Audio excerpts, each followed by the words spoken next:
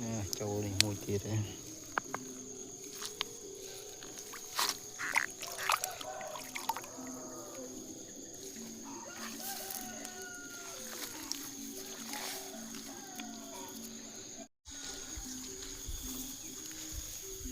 Trâu là này mùi tiệt đấy này.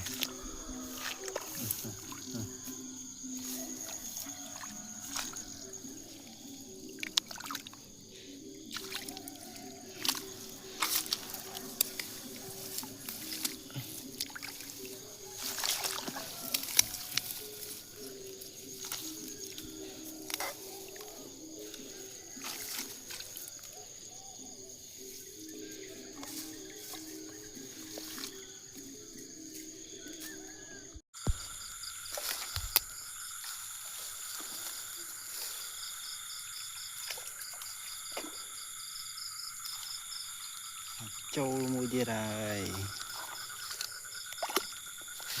Đánh mặt bắt phật gì là nâu đánh mền sầm mền.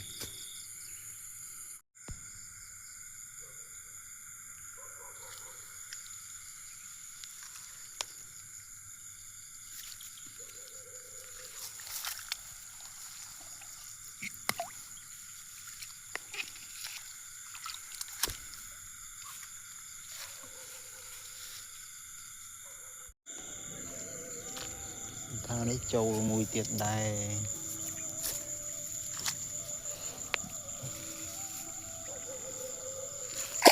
Nâu đi rồi mấy ông bờ bờ đào vậy đang chập bàn vinh.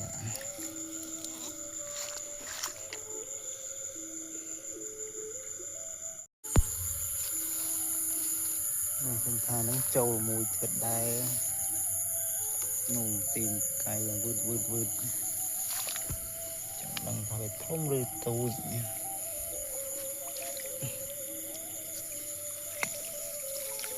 Nó thì cây rồi bạn.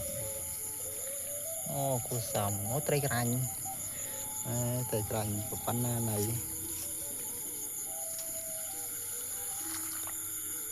cái chích pan cái bông đọp này hả.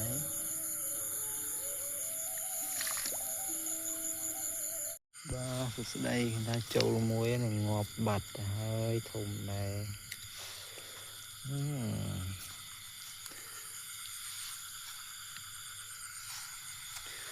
Chết ngọt bạch nha.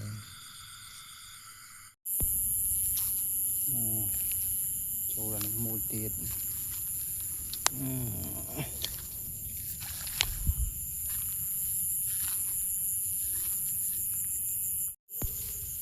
Là trâu là này mùi tiệt đây.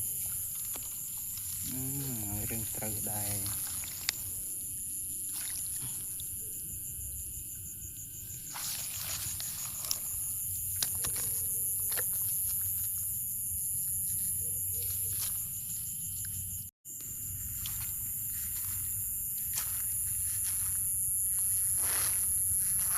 Trâu mùi tiệt đấy này. Trái ăn sao thơm màn tươi thay.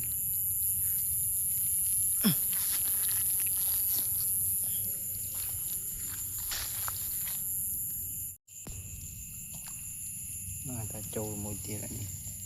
Đó này hạt thông ấy.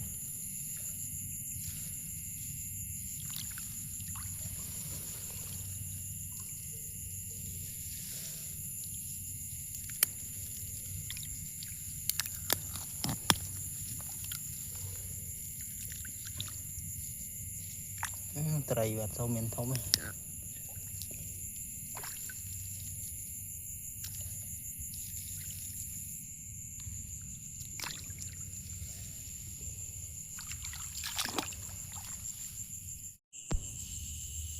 Người ta trâu mùi này. Đang thông này tôi tạo ngọt nè. Ô trai thông này ngọt nè. Đây bánh vật đầy đây.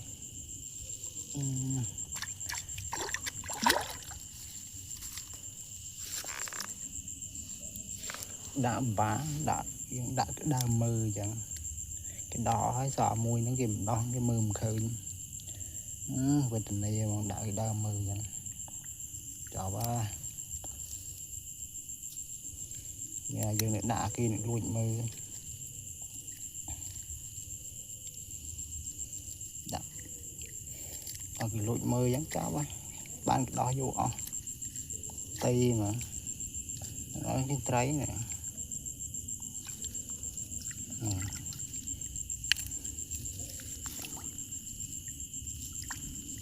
tay thùng đó